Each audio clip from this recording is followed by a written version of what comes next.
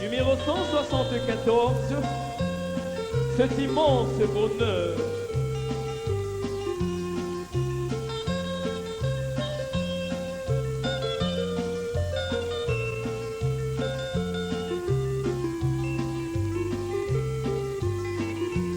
Pour cet immense bonheur, Alléluia,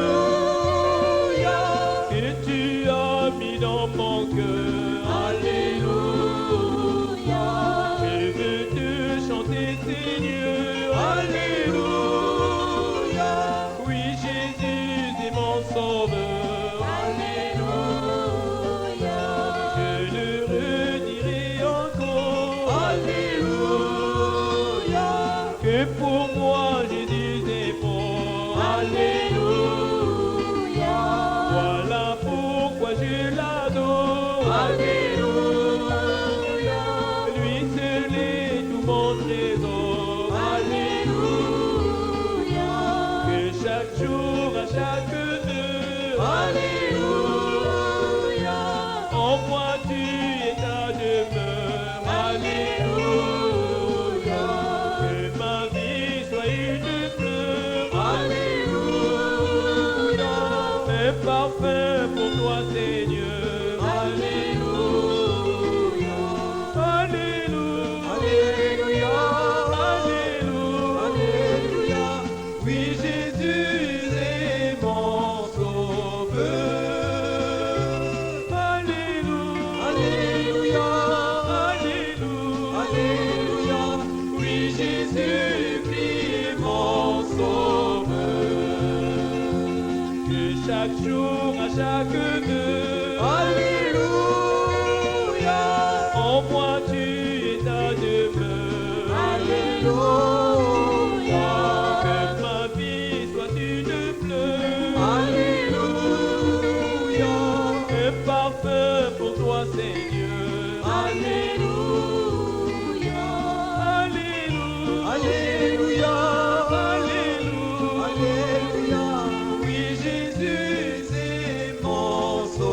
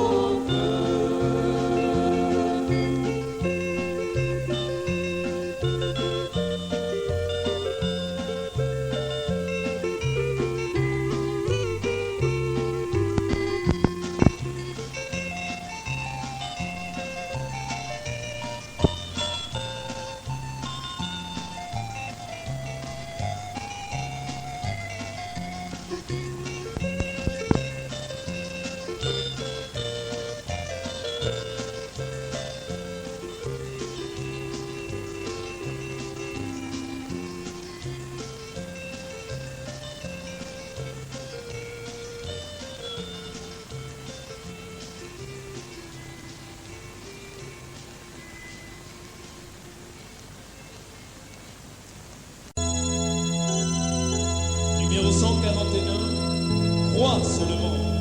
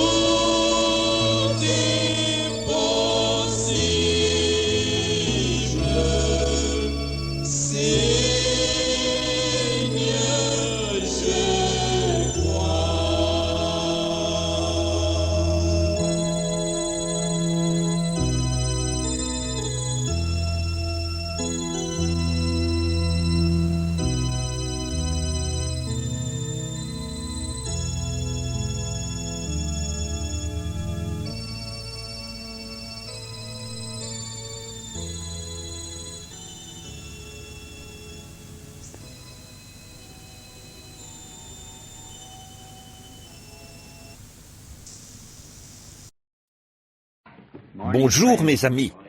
C'est gentil d'être sorti encore une fois par ce matin pluvieux, neigeux et incertain. Je sais que beaucoup d'entre vous ont rencontré pas mal de difficultés sur la route en venant de loin. Et nous avons ces précieux amis qui viennent de Chicago, de l'Alabama, de Géorgie, du Tennessee, de l'Illinois et d'un peu partout ces jours-ci. Alors nous avons confiance que Dieu vous accordera sa protection pendant votre déplacement.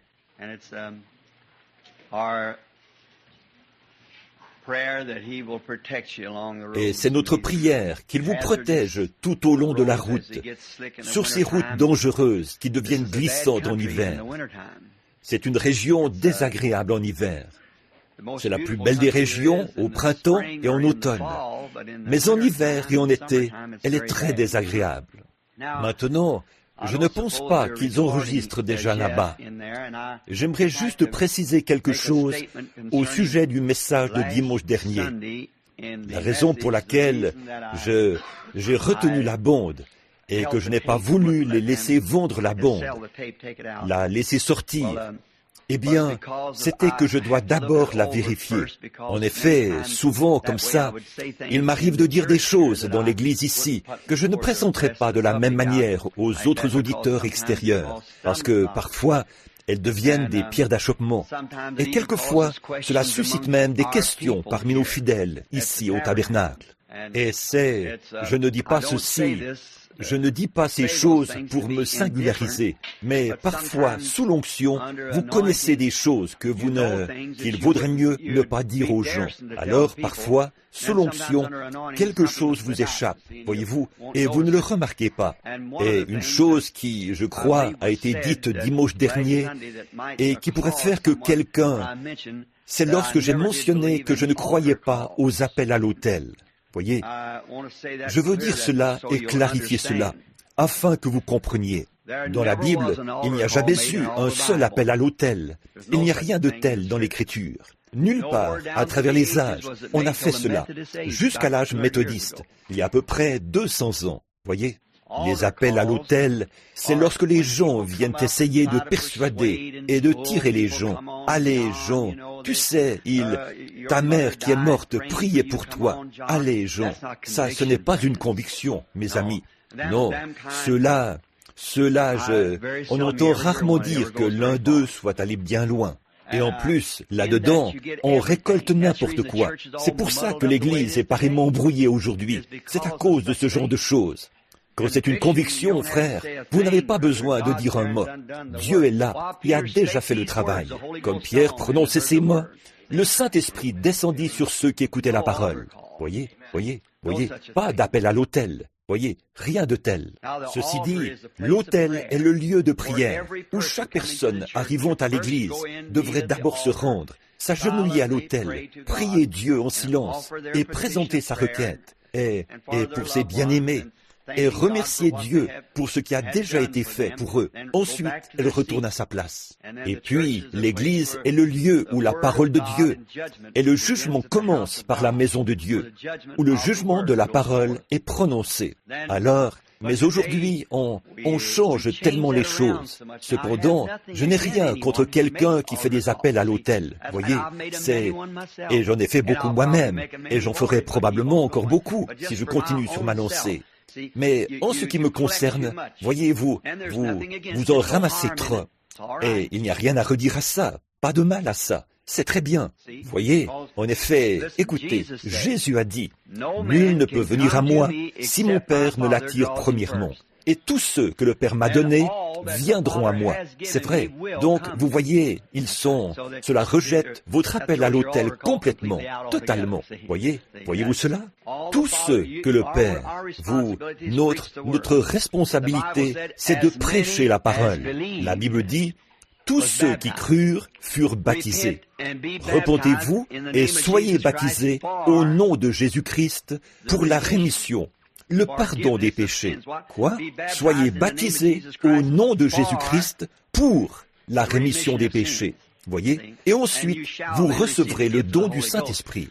Mais quand vous persuadez, tirez et effrayez les gens, et que vous les amenez à force de parole, les gens doivent venir avec leur bon sens, avec sérieux, se sentant repris dans leur conscience et recevoir Christ. Alors, la première chose qu'ils font, dès qu'ils ont reçu Christ sur leur siège, la chose suivante, c'est d'être baptisés au nom de Jésus-Christ pour la rémission des péchés, pour lesquels ils ont été convaincus d'avoir mal agi.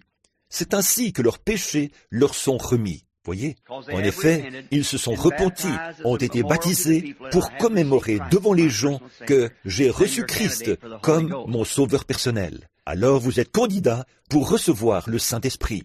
Et maintenant, beaucoup de gens continuent à persuader et à appeler à l'autel et ainsi de suite. Ce qui est très bien. Je suis d'accord avec cela. C'est parfaitement en ordre en ce qui me concerne. Quiconque veut le faire. Mais pour moi, ce n'est pas conforme aux Écritures, voyez-vous. Et ainsi, je désire simplement m'en tenir à l'Écriture. Donc, la raison pour laquelle j'ai retenu cette bande, c'était parce que si vous l'aviez laissé sortir, nous aurions eu à répondre à 500 lettres par semaine. Marchez seulement sur la petite tradition de quelqu'un. Vous n'avez qu'à faire ça. Et alors, c'est reparti. Et très souvent, je pense que je suis un peu trop critique concernant différentes choses comme cela. Et je ne fais pas exprès d'être comme ça. Mais parfois, vos fonctions vous tirent dans cette direction. Vous voyez, elles vous font pencher dans cette direction. Donc, je suis sûr que les gens comprennent cela. Ceci dit, nous sommes très reconnaissants d'avoir toujours un gentil Père Céleste qui regarde par-dessus nos fautes et ne nous en tient pas rigueur. J'étais en train de lire dans l'Épître aux Romains, le chapitre 4, où Paul a écrit le commentaire divin sur la vie d'Abraham. Or, nous savons qu'Abraham a eu souvent des ennuis, comme nous, mais quand son commentaire a été écrit, aucun de ces ennuis n'a été mentionné. Voyez-vous, il n'en a jamais été fait mention. Il est dit, « Abraham ne douta point, par incrédulité, au sujet de la promesse de Dieu, mais il fut fortifié, donnant la louange à Dieu. » Voyez, et c'est comme ça, j'espère, que le mien sera rédigé là-haut. Non pas avec mes erreurs et tout, mais simplement avec ce que j'essaye de faire, l'intention de mon cœur pour le peuple de Dieu. Et maintenant, nous sommes venus ce matin pour essayer d'apporter ici un petit message que peut-être le Seigneur a mis sur notre cœur de transmettre aux gens. Et j'espère que cela vous fera du bien, ainsi qu'à moi, car nous sommes ensemble et vivons à une époque extraordinaire. Dans les derniers jours. Ainsi, juste avant que nous prions, j'aimerais lire quelques passages de la parole, un avant la prière et un après la prière. Premièrement, pour commencer notre service, du moins cette partie-ci, je désire lire dans l'Épître aux Hébreux, au chapitre 11 des Hébreux, et au verset 30-32, pour commencer. Il est question de la foi. Et que dirais-je encore, où le temps me manquerait pour parler de Gédéon, de Barak, Samson, Jephthé, David, Samuel et des prophètes, qui, par la foi, vainquirent des royaumes, exercèrent la justice, obtinrent la promesse, fermèrent la gueule des lions, éteignirent la puissance du feu, échappèrent aux tranchants de l'épée, et guérirent de leurs maladies, de faibles qu'ils étaient, furent rendus vigoureux. Furent vaillants à la guerre, mirent en fuite les étrangers, des armées étrangères. Des femmes recouvrèrent leur mort par la résurrection. D'autres furent livrés au tourment et n'acceptèrent point de délivrance, afin d'obtenir une meilleure résurrection. D'autres subirent les moqueries, le fouet, les chaînes, la prison. Ils furent lapidés, sciés, torturés, moururent tués par l'épée, allèrent, çà et là, vêtus de peau de brebis et de peau de chèvre, dénués de tout et maltraités. Remarquez cette parenthèse. Eux dont le monde n'était pas digne. Errant dans les déserts et les montagnes, dans les cavernes et les antres de la terre. Tous ceux-là, à la foi desquels il a été rendu témoignage, n'ont pas obtenu ce qui leur était promis, Dieu ayant en vue quelque chose de meilleur pour nous, afin qu'ils ne parviennent pas sans nous à la perfection. Quand je lis l'histoire de ces vaillants soldats, je me demande quelle place occupera notre petit témoignage à côté de celui de ces gens en ce jour-là. Juste avant de prier, est-ce que quelqu'un aimerait que Dieu se souvienne de lui? Levez simplement la main, et quel que soit votre besoin, puisse-t-il le voir, l'entendre et vous exaucer maintenant, alors que nous inclinons la tête. Notre bienveillant et tendre Père, nous nous approchons humblement de ton trône ce matin, au nom de Jésus, ton Fils, afin de prier pour nous-mêmes et pour les autres. Veuille premièrement, Seigneur, nous pardonner toutes nos offenses et notre iniquité. Et ensuite, nous prierons pour les autres, Seigneur, afin qu'eux aussi soient pardonnés. Et puisse ton Église être attirée plus près de toi. Car vraiment, Seigneur, dans notre cœur, nous croyons que tu es prêt à accomplir une œuvre en faveur de ton Église, prêt à la sortir du monde et à la transporter dans le royaume de Dieu. Mais, Seigneur, aide-nous à nous préparer pour cette heure. Puisse ce matin être le moment, Seigneur, où chacun, en partant d'une personne et jusqu'à nous tous, rejettera tout fardeau et le péché qui nous enveloppe si facilement, afin que nous puissions courir avec persévérance dans la carrière qui nous est ouverte. Et je te prie, Père Céleste, aujourd'hui, de guérir les malades et les affligés. Beaucoup souffrent à travers tout le pays, par des plaies et des virus, comme les médecins les appellent. Je prie afin que tes vertus guérissantes, Seigneur, agissent dans ces gens. Maintenant, pour en venir à notre petite assemblée ici ce matin, beaucoup ont parcouru des centaines de kilomètres, en partant tard hier soir et en roulant toute la nuit jusqu'au matin aujourd'hui. Ils ont roulé avec peine pour arriver au tabernacle, et il neige le long de la route. Ô Dieu, nous te prions de les bénir spécialement. Certainement que beaucoup ont dû renoncer à une part importante de leur nourriture pour la semaine qui vient, ou à d'autres choses pour lesquelles ils auraient pu dépenser leur argent, afin de pouvoir payer l'essence et les autres choses pour pouvoir venir. Ô Dieu, celui qui vient à toi vide repartira rempli. Tu l'as promis. Et je te prie de tellement remplir leur cœur et leurs paniers, les paniers de leurs âmes, des bonnes choses de Dieu, qu'ils repartent en débordant d'une joie ineffable et glorieuse. Puissent les coupes de ces précieuses personnes déborder des bonnes choses spirituelles de Dieu. Bénis chaque main. Tu connais le besoin qui était derrière cette main, Seigneur. Je te demande de les bénir spécialement. Nous avons vu la semaine passée comment tu as répondu si miraculeusement à la prière en quelques instants, dans des cas d'urgence, de maladie et de problèmes. Tu es Dieu, omniprésent, qui se tient près de ses serviteurs. Je te prie, ô Dieu, de te tenir auprès de ceux-ci ce matin. Accorde-le, Seigneur, le désir de leur cœur. Je ne crois pas que c'était pour quelque chose d'égoïste, quelque mauvais motif là derrière. Je te prie de les bénir. Et maintenant, Père, souviens-toi de moi, de nous aujourd'hui, et fais que je puisse m'enlever tellement du chemin, chacun de nous, du pasteur aux enfants. Fais que nous puissions nous mettre de côté sur l'autel de Dieu et ouvrir nos cœurs et écouter le Saint-Esprit alors qu'il nous parlera. Retourne nos vases de tes baies pour recevoir tes bénédictions, le bon côté en haut, puis déverse-y la puissance de l'huile d'onction. Et donne-nous la force, Seigneur, dont nous avons besoin pour les jours à venir. Accorde cette bénédiction. Nous le demandons au nom de Jésus. Amen. Je ne sais pas. Prenez simplement son numéro de téléphone et dites-lui que je le rappellerai après la réunion. Je ne sais pas. Priez pour moi.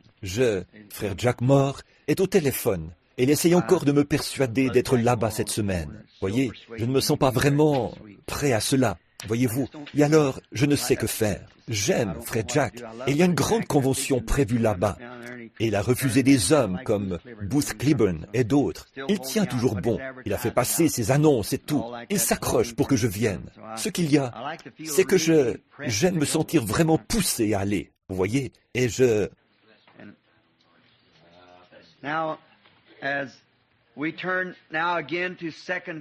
Et maintenant, allons dans 2 Corinthiens et nous commencerons au verset 12 de 2 Corinthiens et nous lirons un verset de l'Écriture pour servir de sujet, si Dieu le veut.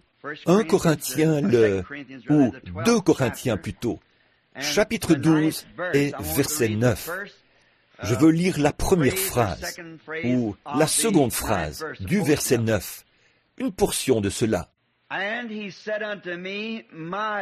Et il m'a dit, ma grâce te suffit, car ma puissance s'accomplit dans la faiblesse. Laissez-moi le relire, afin que vous soyez certains de saisir le sujet. Et il m'a dit, c'est Dieu qui parle à Paul, ma grâce te suffit, car ma puissance s'accomplit dans la faiblesse. Alors, si je devais donner un titre à ce sujet, j'aimerais utiliser ceci. La force parfaite par la faiblesse parfaite. S'il y a pour nous la faiblesse, il y a pour nous la force.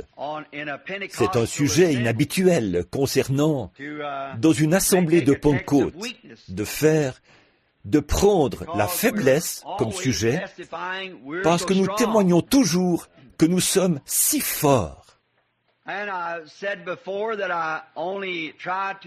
Comme je l'ai déjà dit, pendant toute la semaine, j'essaie seulement de prier afin de trouver ce qu'il serait bon que j'apporte devant l'Assemblée.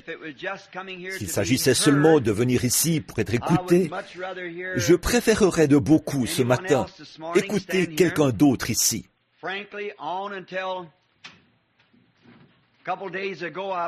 Pour tout dire, jusqu'à il y a quelques jours, je me trouvais au Kentucky avec la famille de frère Gabehart.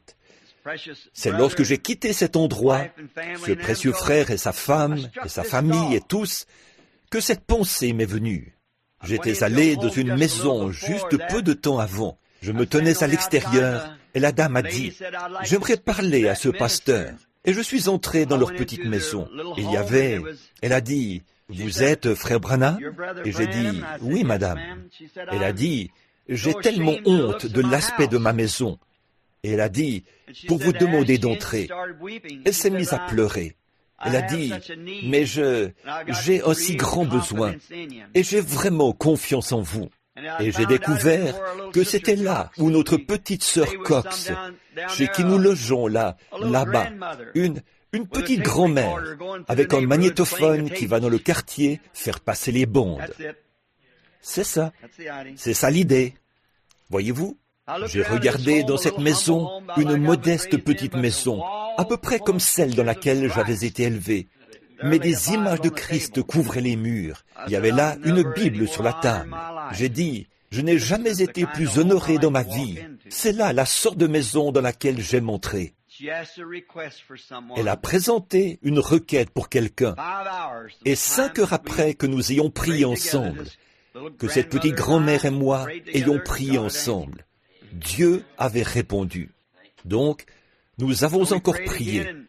Maman Cox et moi et les autres autour de la table ce matin-là, nous avions incliné la tête et demandé à Dieu de nous permettre de faire quelque chose pour soutenir ses efforts. Et suite à cette demande, Dieu a ouvert une voie. Vous voyez, il est Dieu. Nous essayons d'utiliser nos faiblesses comme excuse.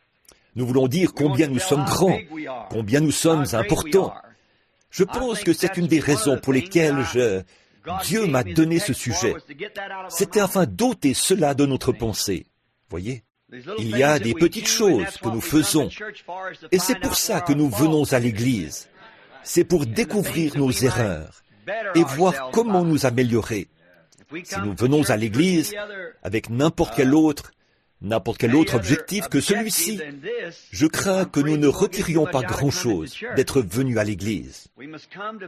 Nous devons venir pour découvrir nos faiblesses, pour trouver nos mauvais penchants et voir combien nous sommes petits et mettre notre confiance en quelqu'un qui est fort. Mais quand nous avons des faiblesses, il y en a tellement parmi nous qui aiment témoigner ou aiment penser que nous n'avons pas les aptitudes qu'il faut. Et par conséquent, nous donnons ça comme excuse. Je n'ai pas d'instruction, je n'ai pas de capacité, je suis incapable de faire ceci. Et si vous continuez à agir de cette manière, que vous persistez dans cette voie, alors vous n'arriverez à rien. Mais justement, nos faiblesses que nous utilisons comme excuse, c'est justement ça que Dieu utilise pour s'attaquer à la tâche. Voyez, il attend que nous arrivions dans cet état-là pour pouvoir nous utiliser. Nous donnons ces excuses. Nous disons, eh bien, je n'ai pas, je suis incapable de faire ça. Je n'ai pas les aptitudes qu'il faut. Je ne peux pas le faire. Voilà justement ce que Dieu utilise pour accomplir la tâche. C'est vrai. C'est la raison pour laquelle il nous choisit. C'est parce que nous sommes dans cet état-là. Or, ça peut sembler bizarre, mais dans quelques minutes, nous en viendrons à la raison de cela, si Dieu le veut.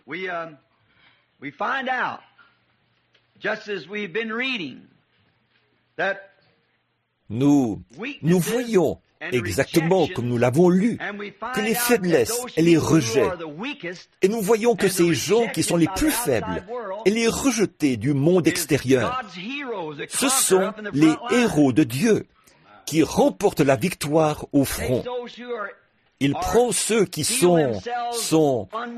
sentent indignes. Il y avait un frère méthodiste.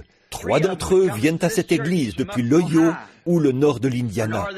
Ils m'ont dit il n'y a pas longtemps, « Frère Branham », ils ont dit, « Nous venons de recevoir le Saint-Esprit. Devons-nous maintenant rechercher des dons pour notre ministère ?» J'ai dit, « Ne le faites pas, laissez ça. » Il s'est tourné, m'a regardé et a dit, « Je viens de lire le livre d'un certain frère qui nous disait qu'après avoir reçu le Saint-Esprit, nous devions rechercher des dons pour nous permettre d'utiliser ce Saint-Esprit. » J'ai dit, « Et ainsi devenir un grand prétentieux. » Voyez, si vous remarquez dans la Bible, c'est toujours ceux qui essayent de se dérober que Dieu utilise. Aussi longtemps qu'un homme veut faire quelque chose en pensant qu'il est tout à fait capable de faire ce travail, Dieu ne peut jamais utiliser cet homme-là. Regardez Moïse qui s'enfuit, regardez Paul qui s'enfuit, et les autres qui essayent de se dérober. J'ai dit, ne recherchez rien. Si Dieu a quelque chose pour vous, il vous le donnera. Voyez, laissez-le seulement, laissez-le s'occuper de cela. J'ai dit, sinon, vous en arrivez à des temps comme aujourd'hui, où chacun veut faire ceci et faire cela, et devenir une personne importante. Regardez dans quoi on s'est mis avec ça. Vous voyez, au lieu d'essayer d'être grand, nous devrions essayer de voir comment nous pouvons devenir petits. Voyez, alors Dieu peut nous utiliser. J'ai plusieurs versets notés ici, auxquels je devrais me référer, je suppose. Mais je n'aurai probablement pas le temps de le faire. Mais nous sommes, remarquez, voilà le type de personnes que Dieu a toujours voulu au front. Pratiquement tous ces héros, les plus faibles et les rejetés.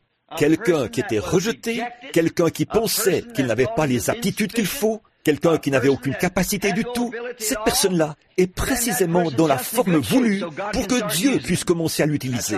C'est vrai.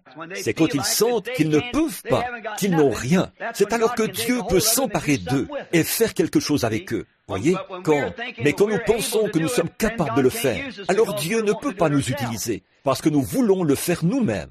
Et d'un autre côté, des sentiments nous viennent, qui nous font alors penser que nous n'avons pas les aptitudes qu'il faut, et nous refusons de le faire. Mais alors, si seulement nous prêtions attention à l'appel de Dieu, c'est justement là que Dieu veut nous amener, dans cette forme-là, afin que lui puisse le faire. Quand nous-mêmes n'avons pas les aptitudes, alors nous sommes prêts à nous livrer à l'Esprit de Dieu. Aussi longtemps que nous pensons que nous pouvons le faire, alors nous ne pouvons pas le faire. Mais quand nous en arrivons au point où nous savons que nous ne pouvons pas le faire, alors nous nous livrons à Dieu et c'est lui qui le fait. Ainsi, si c'est nous qui essayons de le faire, nous allons faillir. Mais si nous nous livrons simplement à Dieu, alors Dieu ne peut pas faillir. Il n'y a qu'une chose que Dieu ne puisse pas faire, c'est faillir. Il peut faire n'importe quoi d'autre, sauf faillir. Mais il ne peut pas faillir. Donc, aussi longtemps que nous essayons par nous-mêmes et que nous comptons sur nos propres capacités et tout le reste, eh bien, nous ne ferons rien. Mais quand nous en arrivons au point où nous savons que nous ne sommes rien, alors Dieu peut nous utiliser. La chose importante, l'une des choses les plus importantes que nous ayons à maîtriser. Maintenant, souvenez-vous de ceci, et spécialement vous, les jeunes prédicateurs, de même que vous, les laïcs. Il y a une chose que nous devons arriver à maîtriser si nous comptons accomplir le désir de Dieu dans notre vie, c'est que nous devons maîtriser la pensée de la capacité humaine. Si jamais nous en arrivons au point où nous pensons que nous pouvons le faire, par notre propre intelligence et nos propres capacités, nous devons maîtriser cela de telle manière que nous puissions nous débarrasser de la chose et la laisser de côté pour que Dieu puisse nous utiliser. C'est vrai. Et nous abandonner complètement. Nous ne pouvons utiliser aucune capacité. Nous devons nous abandonner complètement. Et pour venir à Dieu, vous devez lui abandonner à la fois l'âme, le corps et l'esprit. Tout ce que vous êtes doit être abandonné à Dieu de façon à ce qu'il puisse accomplir sa volonté en vous et en moi. Or, c'est difficile, je sais, parce que nous voulons toujours y mettre notre grain de sel, quelque chose que nous savons, nous le savons, donc nous voulons le faire. Nous disons, eh bien, je sais que cela devrait se faire comme ça, mais aussi longtemps que vous agissez ainsi, cela va mal tourner, et Dieu n'utilisera jamais cet effort. Peut-être que, avec l'aide de Dieu, nous allons y arriver dans quelques instants, afin de vous montrer comment Dieu ne peut pas utiliser vos capacités. Et c'est le problème avec le monde aujourd'hui. Il y a trop d'expériences de séminaires. On s'appuie trop sur l'instruction. On s'appuie trop sur les relations et la communion dans les dénominations. Nous nous reposons les uns sur les autres. Nous nous appuyons sur des hommes capables. La Bible dit, comment pouvez-vous avoir la foi quand vous êtes... Voyons, comment va ce passage de l'Écriture? Comment pouvez-vous avoir la foi alors que vous usez de prévenances réciproques? Lorsqu'on a des attentes, qu'on dit, ce gars, c'est quelqu'un d'important, je vais tout simplement m'appuyer sur lui. Cela déplaît à Dieu quand on fait ça. Nous devons nous appuyer sur Dieu et sur Dieu seul. Nous ne devons pas nous confier dans nos propres capacités, ni dans celles d'aucun homme. Nous devons nous livrer entièrement à Dieu. Aucune capacité, peu m'importe de qui elle est, ne sera jamais utilisable aux yeux de Dieu. Dieu doit enlever de nous toutes nos capacités avant de pouvoir accomplir son dessein. S'il a quelque chose à nous faire faire, aussi longtemps que nous avons le sentiment de faire un assez bon travail avec ça, alors nous ne pourrons jamais être utilisés par Dieu.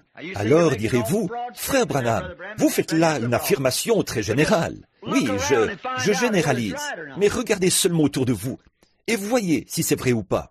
Regardez autour de vous aujourd'hui, toutes ces grandes choses que nous pensons avoir réalisées. Et où en est le christianisme aux États-Unis? Regardez toutes nos églises et nos dénominations, nos évangélistes et nos campagnes de guérison, et tout ce que nous avons eu d'autre. Et qu'est-ce que c'est? Pire que cela a jamais été au commencement. C'est bien pire aujourd'hui que cela a jamais été, parce que nous avons essayé de le faire avec les capacités humaines. Ils se rassemblent et font de longues prières et vont quelque part. L'autre jour, ils étaient très nombreux, 150 000 personnes ou quelque chose comme ça. Ils se sont rassemblés, protestants et catholiques ensemble. Ils ont récité des prières, ils ont prié, ils ont fait des prières, et ainsi de suite. Ils auraient tout aussi bien fait de ne pas se rassembler. Cela n'a aucune valeur aux yeux de Dieu. Maintenant, si je deviens critique, pardonnez-moi, voyez, mais il faut faire pénétrer la chose, voyez. Il faut enfoncer le clou. Et quel bien cela a-t-il fait? Aucun. Et cela n'en fera jamais jusqu'à ce que chacun qui professe être chrétien oublie ses propres capacités et se livre à Dieu. Alors Dieu peut accomplir son dessein en envoyant non pas un réveil, mais frère, ce qu'il doit d'abord faire, c'est envoyer une mise à mort. C'est vrai, afin que nous puissions revivre. Vous devez mourir avant de pouvoir naître de nouveau. Et il a besoin de notre mise à mort. Ce tabernacle a besoin d'une mise à mort. Et moi avec. Nous tous, nous avons besoin d'une mise à mort, afin de pouvoir être ranimés dans une nouvelle vie, une nouvelle ardeur, un nouvel espoir, une nouvelle expérience. Nous avons d'abord besoin d'un jour de deuil. Nous avons besoin de nous livrer à l'esprit, au lieu de nous reposer tellement sur l'instruction, sur nos programmes, et sur nos campagnes et tout ce que nous avons.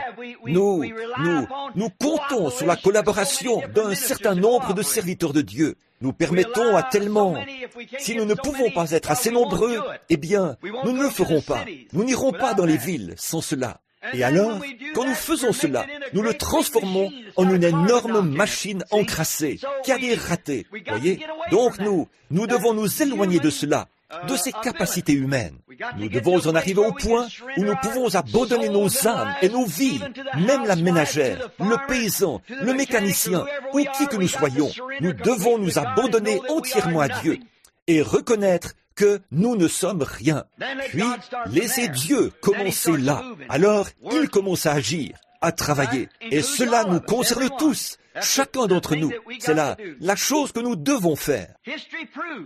L'histoire prouve, elle le fait maintenant, elle prouve, l'histoire le fait, que Dieu choisit toujours les rien du tout pour en faire ses quelqu'un.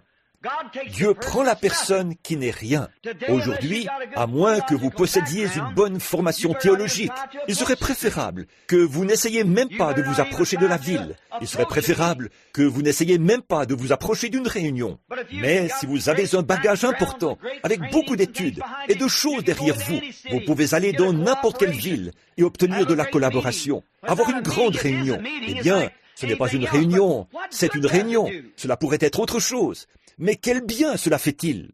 Voyez, vous avez ces petites jeunes filles et ces garçons qui s'avancent en mâchonnant du chewing-gum, en allant à l'hôtel. Et les femmes et les hommes qui vont là juste pour dire qu'ils sont allés à l'hôtel.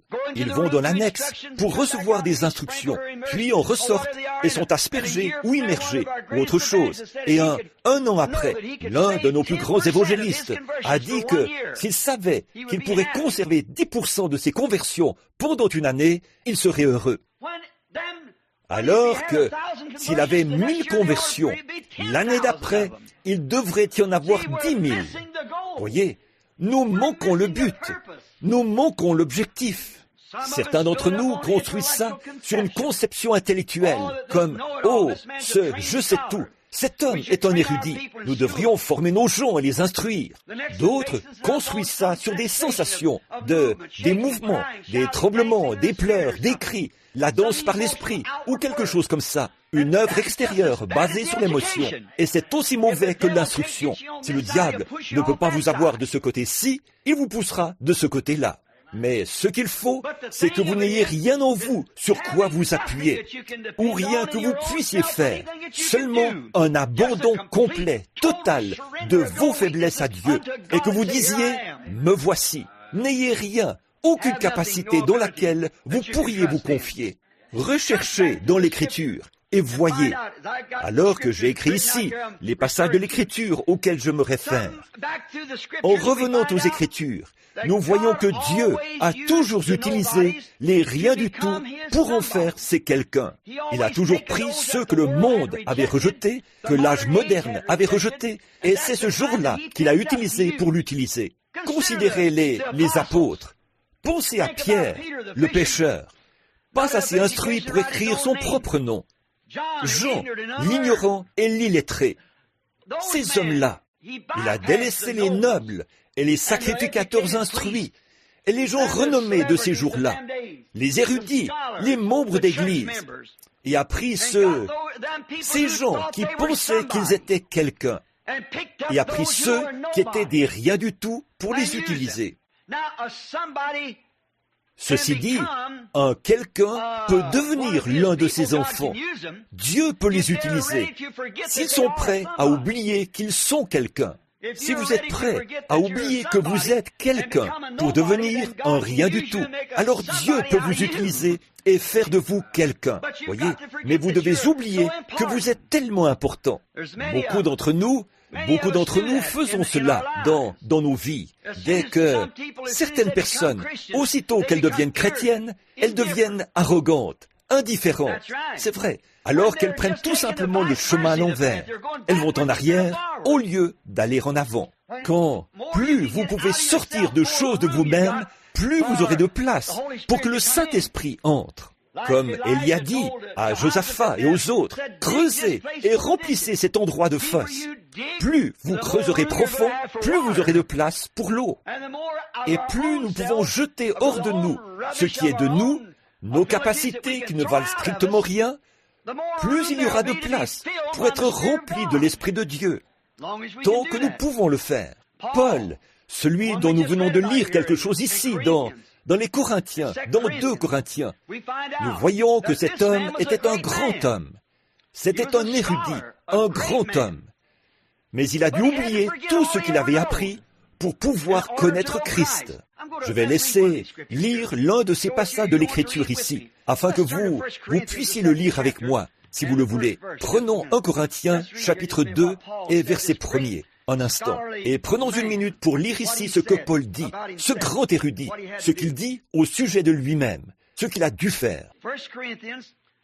1 Corinthiens, chapitre 2, en commençant au verset 1er. Écoutez cet érudit. Cet homme était instruit. Il savait parler presque toutes les langues qu'il y avait dans le monde. Il pouvait s'en vanter. Il avait été élevé dans la secte stricte des pharisiens. Et son père était pharisien. Plus tard, il est devenu un pharisien des pharisiens. Et cela signifie qu'il était absolument le plus strict des pharisiens. C'était quelqu'un de grand. Et il avait de l'autorité, et il était intelligent. Son père l'avait fait instruire par le meilleur professeur de tout le pays, Gamaliel, en ce temps-là, le professeur le plus éminent de toutes les écoles. Paul est devenu ce genre d'homme.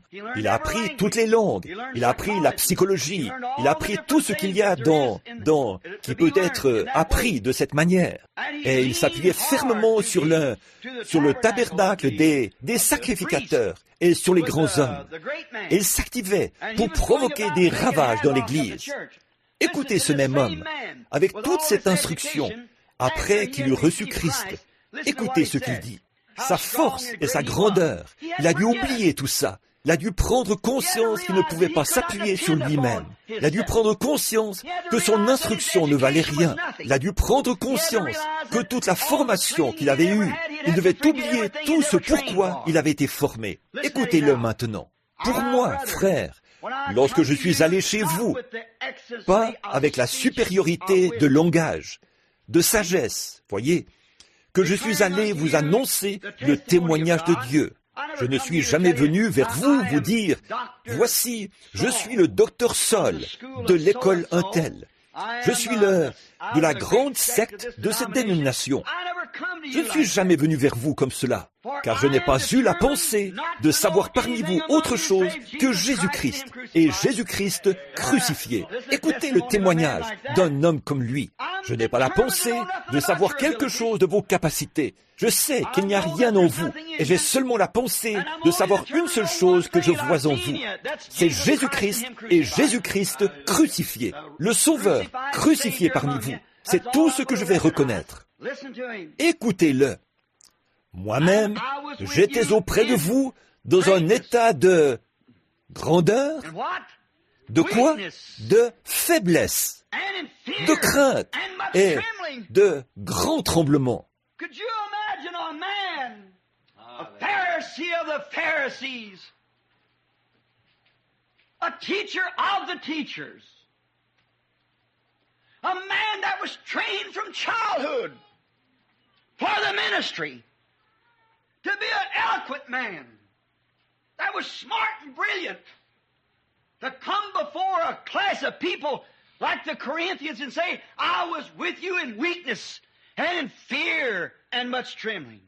Pouvez-vous imaginer un homme, un pharisien des pharisiens, un docteur des docteurs, un homme formé depuis son enfance pour le ministère, pour devenir un homme éloquent, intelligent et brillant, venir devant une classe de gens comme celle des Corinthiens et dire « J'étais auprès de vous dans un état de faiblesse, de crainte et de grand tremblement. » Un homme qui a bouleversé le monde, le plus grand missionnaire qu'on ait jamais connu, confessait qu'il est venu dans la faiblesse, non pas comme un savant érudit, mais dans la faiblesse, dans la crainte, soucieux de ne pas sortir du chemin quelque part, dans un grand tremblement, parce qu'il ne pouvait pas se fier à ses propres capacités. La raison pour laquelle il était dans la crainte, ce n'était pas parce qu'il avait peur de quelque chose, mais il avait peur de déplaire à Dieu en quelque chose, de mélanger ses propres capacités à cela. Quelque chose qu'il avait appris, il leur disait, je ne suis pas allé chez vous avec cette supériorité de langage. Je suis venu à vous dans la crainte de venir de cette manière-là. Mais je suis venu chez vous en ne sachant rien d'autre que Christ et Christ crucifié. Moi-même, j'étais auprès de vous dans un état de crainte et de faiblesse et de grand tremblement. Et ma parole et ma prédication ne reposaient pas sur les discours persuasifs de la sagesse, mais sur une démonstration d'esprit et de puissance. Écoutez cet homme qui était un guerrier et qui s'était dépouillé. Amen. S'il y a quelque chose dont nos écoles aient besoin aujourd'hui, s'il y a quelque chose dont nos églises aient besoin aujourd'hui, c'est de se dépouiller d'elles-mêmes, de vos propres pensées et de vos propres capacités. Dépouillez-vous devant Dieu, à moins que vous ne vouliez essayer de faire quelque chose par vous-même. J'espère que cela descend profondément en nous, aussi bien ici que là où on écoute les bons dans le monde, que vous êtes conscients que vous devez devenir rien. Pas un je sais tout, pas un grand quelqu'un, mais un rien du tout. Vous devez devenir de la poussière. Vous devez en arriver au point où vous savez que vous n'êtes rien. Et ne vous élevez jamais au-dessus de cela, car aussitôt que vous vous élevez au-dessus de cela, vous vous élevez au-dessus de Dieu. Vous devez rester dans la poussière et sur le chemin de Damas. Vous ne devez pas monter sur vos grands chevaux. Et c'est valable partout, ici et là où on écoute les bons dans le monde. Mes paroles, il a dit, ne reposent pas sur les discours persuasifs de l'homme et sur la sagesse de l'homme, mais sur une démonstration de l'esprit de puissance. Maintenant, observez bien. Pourquoi, Paul? Pourquoi as-tu fait ça? La puissance. Afin que votre foi fût fondée non sur la sagesse des hommes, mais sur la puissance de Dieu. Oh, quel prédicateur! Ce grand homme il cherchait Dieu, et il a dit, « Oh Dieu, je suis faible, et je ne sais pas quoi faire. Je te prie simplement, ô Dieu, de me fortifier et d'ôter de moi mes infirmités et ces choses, afin que je puisse être plus fort. » Dieu lui a répondu en disant, « Paul, ma force s'accomplit dans ta faiblesse. » Alors Paul a dit, « Quand je suis faible, c'est alors que je suis fort. » Oui, il a dit, je me glorifierai dans mes infirmités, dans mes faiblesses et tout. Je remercie Dieu de ce que j'ai fait sortir tout ça de moi. En effet, quand je fais tout sortir de moi, alors Dieu peut entrer. Mais aussi longtemps que je garde quelque chose de moi-même, alors Dieu ne peut pas entrer. Voilà, c'est ça. Nous le repoussons. Nous le chassons loin de nous par du plus pauvre au plus riche d'entre nous, du plus petit au plus grand. Ce qui garde Dieu en dehors de nos vies, c'est nous-mêmes. J'ai souvent déclaré, mon plus grand ennemi, c'est William Branham. C'est lui qui se met en travers du chemin de Dieu. C'est lui qui se laisse gagner par la paresse. C'est lui qui on vient parfois penser qu'il peut y changer quelque chose. Et à ce moment-là, cela élimine Dieu de la scène. Mais que j'arrive à me débarrasser de ce gars-là, que j'en arrive à l'écarter du chemin, alors Dieu peut venir accomplir des choses dont William Branham ignore tout. C'est à ce moment-là que Dieu peut vous utiliser. C'est à ce moment-là qu'il peut utiliser n'importe lequel d'entre vous. Il peut utiliser n'importe qui quand nous nous ôtons du chemin. Mais aussi longtemps que nous sommes en travers du chemin, alors nous ne pouvons rien. Très bien. Là, nous voyons que ce grand homme, Paul, était un prince parmi les prédicateurs. Il était respecté par toutes les dénominations. Cet homme-là pouvait aller dans une ville et y tenir une réunion n'importe où. Pour quelle raison? Il avait des lettres de créance. En effet, il était si grand et si déterminé à écraser tous les gens qui étaient faibles qu'il a obtenu des pouvoirs du souverain sacrificateur, la plus haute autorité, pour lier chacun de ces chrétiens, le pouvoir politique de son Église pour les lier tous. Oh, il était fort. Il pouvait lier les chrétiens et les jeter en prison parce qu'ils ne voulaient pas accepter ces doctrines théologiques, les doctrines des pharisiens et des sadducéens. Il liait les chrétiens. Mais remarquez qu'il a dû être lié lui-même afin de pouvoir perdre cela, afin de pouvoir perdre sa force et son autorité. Il était lié lui-même pour perdre ce qui lui donnait le pouvoir de lier. Il a dû perdre ce qu'il était afin d'être lié. Dieu laisse de côté les gens distingués. Il a laissé de côté les sacrificateurs. Il a laissé de côté ceux qui étaient arrogants. Et il a choisi Paul, ce grand homme, et il l'a fait tomber dans la poussière de la terre et faire des choses qu'il, comme les autres faisaient. Il les a fait agir de la même manière que ceux qui l'arrêtaient. Il a lié Paul par l'Esprit de Dieu pour le délier du pouvoir avec lequel il liait les chrétiens.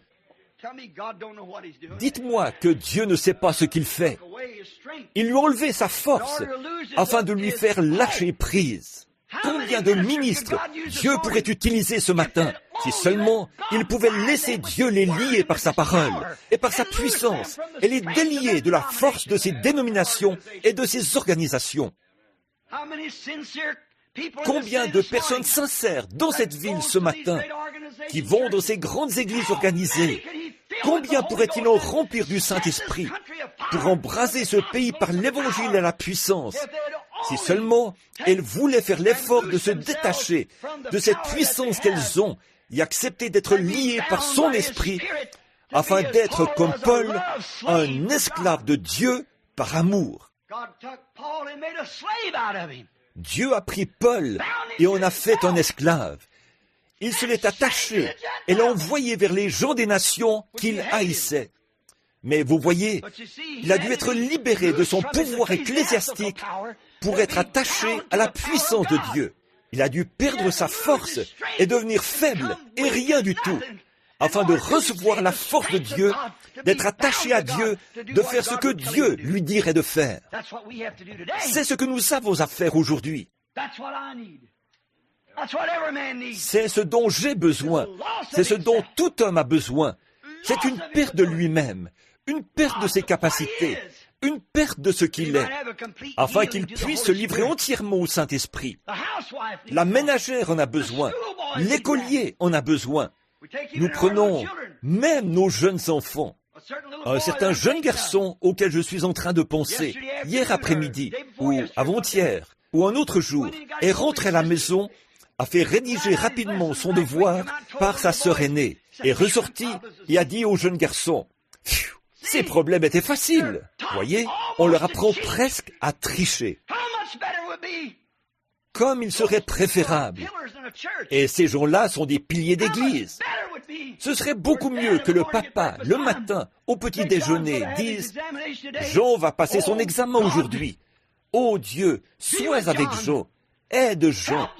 Il m'a demandé dans la chambre à coucher ce matin. Il a dit « Papa, prie pour moi aujourd'hui. Je vais passer mon examen. Prie pour moi.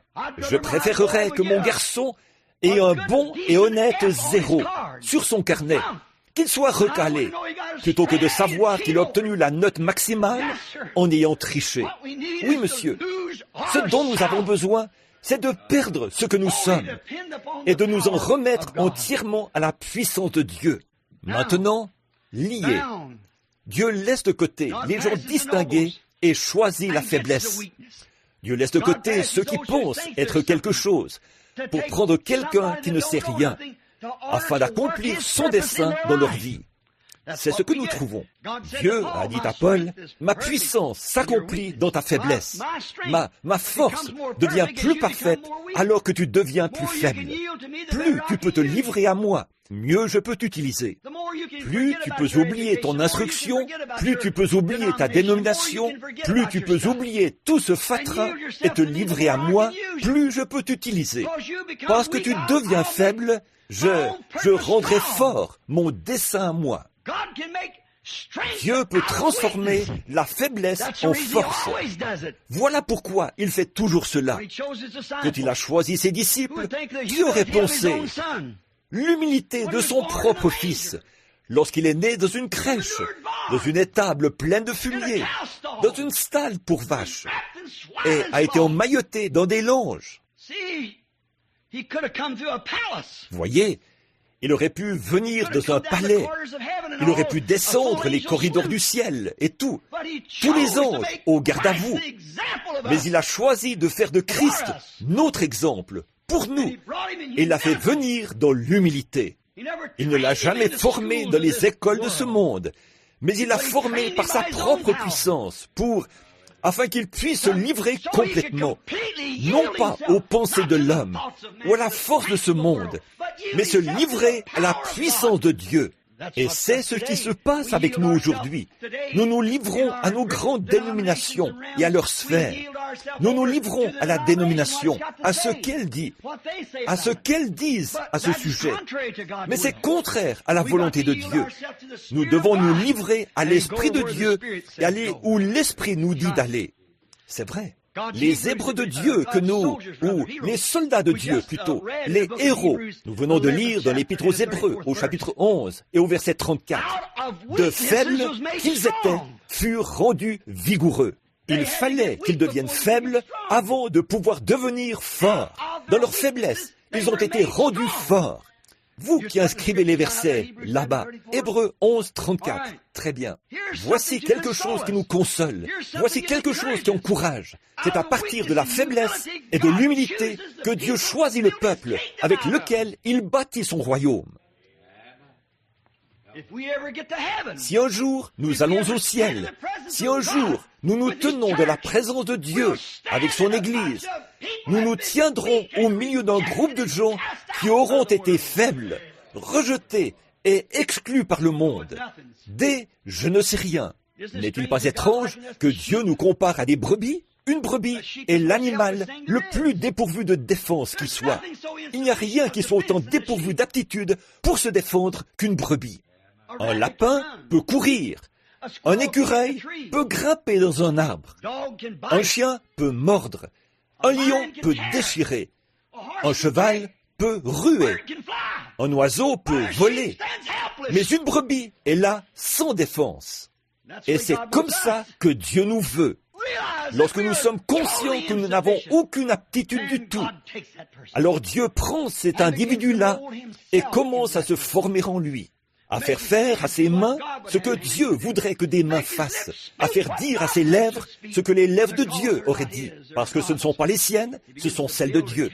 Il commence à forger un caractère, il commence à prendre cette faiblesse et en faire sa propre personne. Il nous amène ici, sur terre, et alors, nous sommes instruits, nous sommes intelligents. Avez-vous déjà remarqué les descendances, les lignées, que nous prenons par exemple, comme chez Abel? D'Abel vint Seth, la lignée de Seth, continue directement jusqu'au temps de Noé.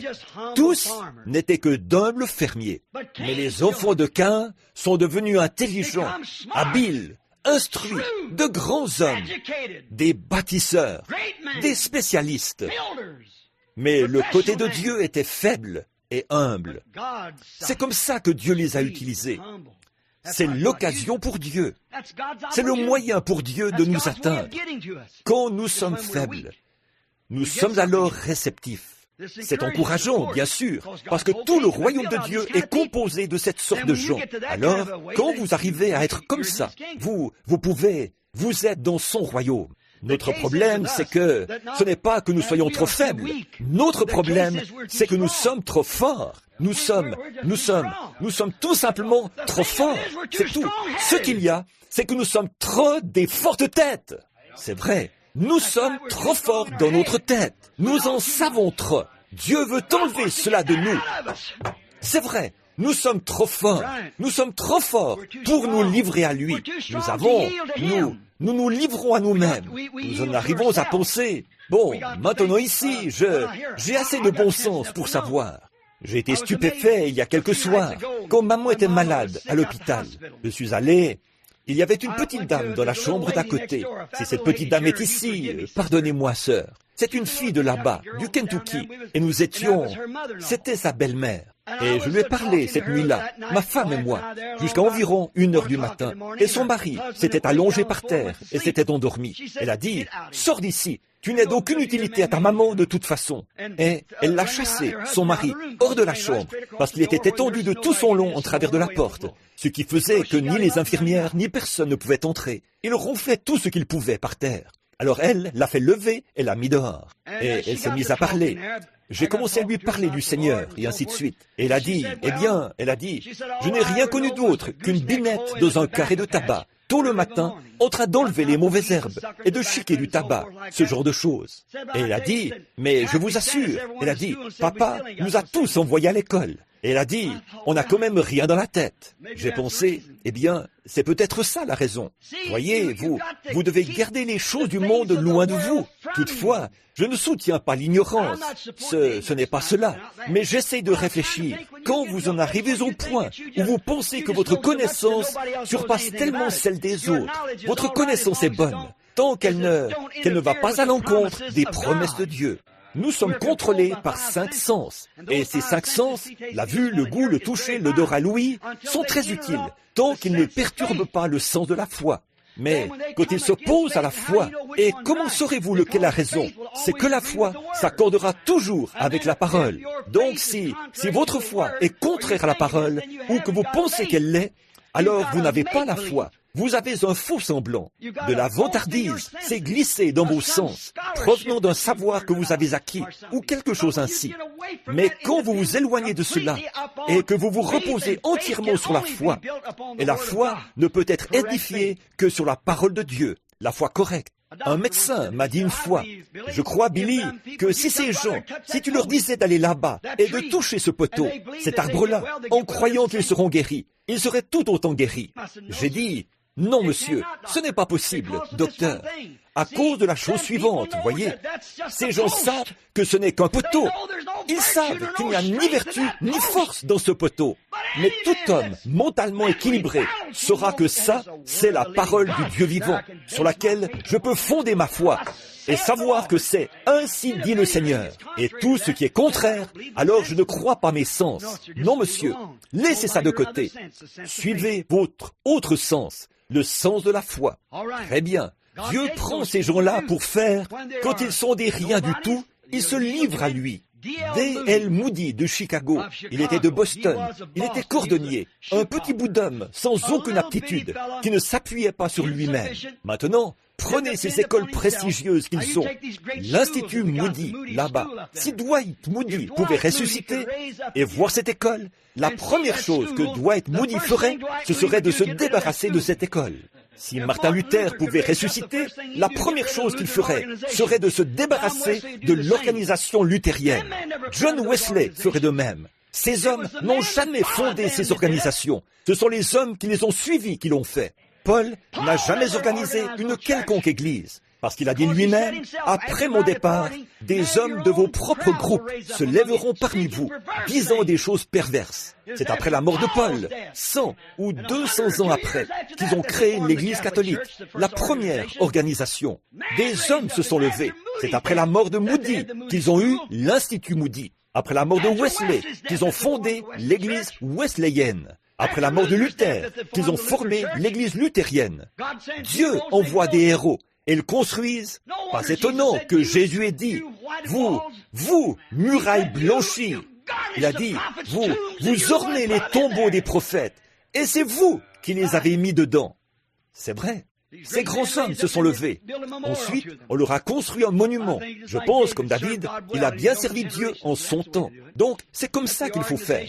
Laissez les organisations et ces choses-là. Gardez-les à distance. Moody, ce brave petit cordonnier, il était faible. C'était un modèle de faiblesse. La première chose, dit-on, que Moody ait faite, il n'avait pas du tout d'instruction. Et sa grammaire était si médiocre que c'était horrible. Un jour, un homme s'est approché de lui et a dit, « Monsieur Moody, il a dit, votre grammaire est la plus médiocre que j'ai jamais entendue de ma vie. » Il a dit, « Je gagne des âmes avec mon ignorance. Que faites-vous avec votre instruction ?» Je trouve que c'était une bonne réponse. Certainement. Et maintenant, vous devenez membre de cette école. Vous allez certainement devenir un brillant érudit. Numéro 176, l'orage.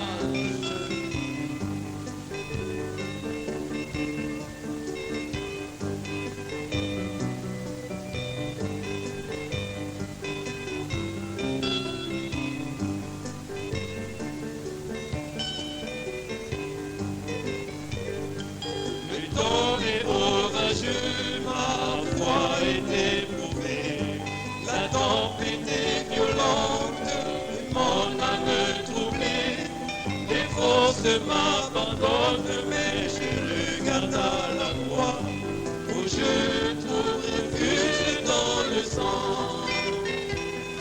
Seigneur, je viens à toi, Seigneur, je viens à toi, au pied de la croix où coule le ruisseau vainqueur. Seigneur, je viens à toi, Seigneur, je viens à toi, écoute ma prière, exauce-moi.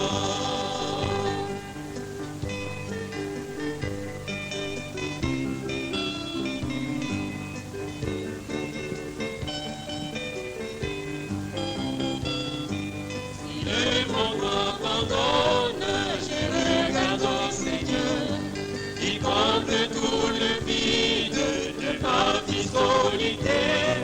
Il fortifie mon âme et mes larmes sont séchées.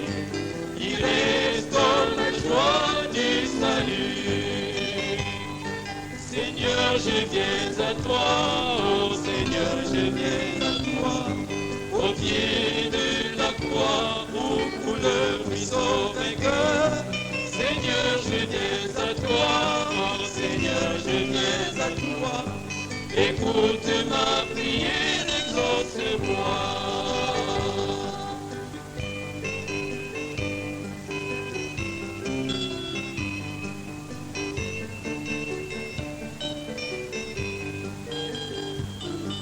Le monde est perverti, cruel et corrompu, toutes les séductions et l'unicité.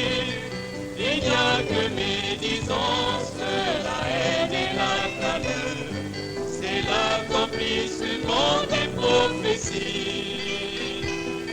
Seigneur, je viens à toi, oh Seigneur, je viens à toi, au pied de la croix où coule le ruisseau vainqueur. Seigneur, je viens à toi, oh Seigneur, je viens à toi, écoute ma prière, exauce-moi.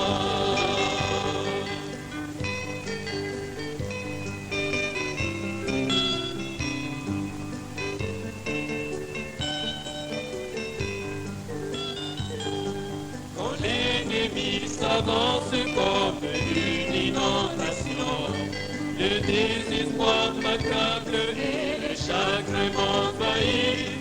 Jésus-Christ ma bannière et les veines tendard. Il est mon refuge et mon rocher. Seigneur, je viens à toi, oh Seigneur, je viens à toi, au pied de la croix où coule le ruisseau vainqueur. Seigneur, je viens à toi, oh Seigneur, je viens à toi, écoute ma prière, exauce-moi. Seigneur, je viens